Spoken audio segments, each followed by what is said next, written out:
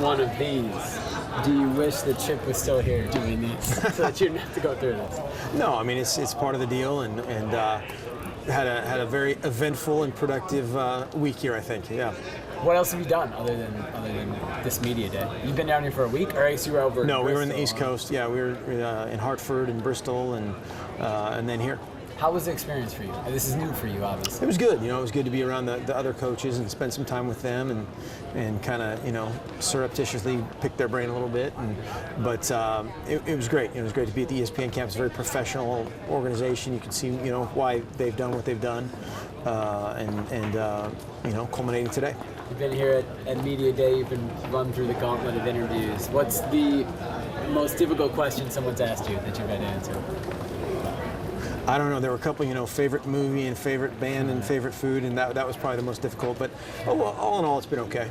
Yeah, heading this summer, obviously, I imagine it's been quite different for you than summers in the past. How has it been different, and how have you handled the differences? It's been a little bit different. I think more than anything because of our new building, and a few more decisions to make in that regard, and then obviously the media obligations are a little bit different. Taking care of management of a few more people is a little bit different, but we have so many good people in place that know exactly what they're doing. Our coach has done a great job of, whether it's from a recruiting standpoint, keeping in touch with people or keeping in touch with our current players. It's gone well. We get to see that building next week at Media Day. How awesome is it? What should we expect? It's literally indescribable. I mean, it's I don't know. Without being there and having that first person viewpoint, it's like if a superhero was a building, that's what it would look like. And it's at the same time very functional. And it's just an incredible. It's a work of art. Have you taken a dip in the hot tub yet? I have not. Yeah. Do you have a plan for when you're going to christen the hot tub? No. The infamous hot tub? Right, yeah. Last year this time, Chip was sitting here, I was talking to him, and we were talking about running with the Bulls, and he had a very eventful summer. Mm-hmm. Did you do anything fun like that this summer? Didn't run with the Bulls. Had some good quality time with the kids and the family, but no near-death experiences, so that was good. So far, yeah. Right. Stay safe. Did you get any time to relax in the summer? Do anything for you? That was one of the things I talked to some of the other coaches about. That was my certainly a rookie mistake. Is we need to carve out a little bit more, dedicated time. And my family's awesome and been great, but that's one thing that probably should have done a little bit more. But that's part of the deal. They understand what's going on with being head coach. You talked about it on ESPN the other day, but the decision was made to coming through. She can be on TV if she wants too. Say hi, Mom. Scott calling the plays. How and why was that decision made? Yep. We think it's best for our program. I think it's best for our program going forward. He did a great job in the spring. It gives him, kind of an increased role, increased obligation to really, I think he's going to put his arms around and jump on.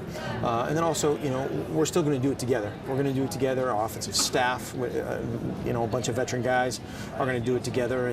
And then also, I wanted to be on, be able to be on the sideline and be able to look everybody in the eye all the times and, not necessarily motivate them, but just be able to kind of take a pulse of the team at all points. Whether that's from a game management situation, from a leadership standpoint. We lost with Michael Clay, and Deion Jordan. Those are three guys that really kept everybody in the attack mode, and we're not going to lose that. Yeah. Are you able to keep the tempo as fast with the plays coming in from the booth, which will be different, obviously? Sure, yeah. There's no relationship between, What are the mechanics of that? Are the plays called down to you on the sideline, and then you call it in, or called down? I mean, they'll be called down to a signaler, just like we've done. Yeah, it's just called to a signaler, and then the signaler signals. So no difference. Really.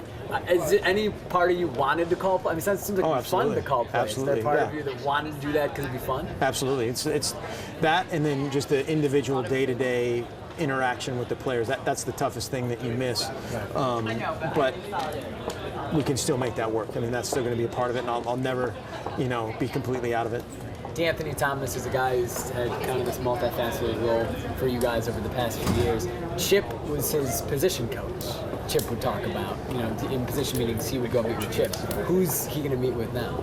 Well, yeah, he met both with Chip sometimes and with Gary Campbell a lot, and sometimes with Scott Frost a lot. But that, you know, he's going to be doing the same things that he's done. There'll be a little bit, you know, of a feeling out of how many carries we can spread out between him, Byron Marshall, and kind of the rest of the crew. And that's kind of stuff that we'll find out during fall camp. Thomas Tyner is a guy that has all these expectations coming in from the state, people who've been watching him since he was a little kid. What do you tell him? You can't have contact with him over the summer, I know, but how do you coach him to deal with these huge expectations that fans are going to have for him without him ever even taking a snap? He's one of many guys that have a lot of expectations, and certainly him being from the state adds that many more, and more people that know exactly who he is already. But you educate. That's something. There's going to be homesick guys. There's going to be guys that miss their girlfriend. There's going to be guys that have all those different issues that come up with growing up, college life, and then being a college football player, and we try to educate those guys. But he's certainly a guy from a athletic standpoint, a football standpoint, that you just hope you get what you think you got in recruiting. And sometimes those guys come in with these ginormous expectations, and they need a redshirt. That's okay. Marcus Mariota redshirted, LaMichael redshirted, Deion Jordan redshirted. That's not a crime. What can fans reasonably expect out of Thomas? I don't know. That's something I haven't seen him practice yet, but we're very excited about what he's done to this point, and certainly what he did in high school. And again, he's one of those guys. You hope he is what you thought, in recruiting, and you just don't need a surprise either way. A lot of changes in college football. There are a lot of changes still going on in college football. Rules-wise, the targeting is the one that's kind of gotten the most focus this summer. Is that an issue for your team? No. I mean, targeting and the way the rule is and the way it should be interpreted those are non-football plays. A play when a guy cheap shots a guy in the head, that doesn't belong anywhere. We want to play fast, we want to play physical, and we want to play fundamentally sound to the rules and to the game. And so that won't be something that we have to spend a whole lot of time on, other than just educating our guys as we do rule changes every year. The new practice contact rules that were announced today, how much input did you have into that, and will you have to change anything? No, we won't have to change anything, and I think that was the main part of it. Is it was a unanimous deal. We met on this a couple times this week and a couple times in Phoenix at the coaches meetings, and player safety is paramount.